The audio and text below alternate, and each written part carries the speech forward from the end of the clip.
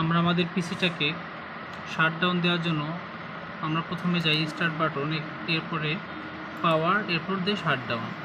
তো আজ আমি আপনাদের দেখাবো কিভাবে এক ক্লিকেই পিসি শাটডাউন দেওয়া যায়। তো তার জন্য আমাদের প্রথমে একটা ফাইল ক্রিয়েট করা লাগবে। তো আমরা মাউসের রাইট বাটন ক্লিক করে নিউতে যে শর্টকাটে যাব। তো শর্টকাটে যে এখানে একটা ফাইল ক্রিয়েট করব, ফাইলের নাম দেওয়া লাগবে shutdown.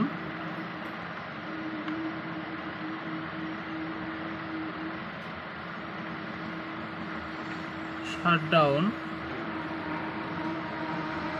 Space minus S space minus T space 0। Next. তো আমরা বাটনের নামটা শাটডাউনই রাখবো, ফিনিশ।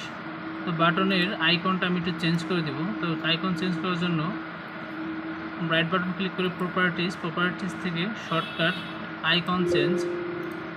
তো এখান থেকে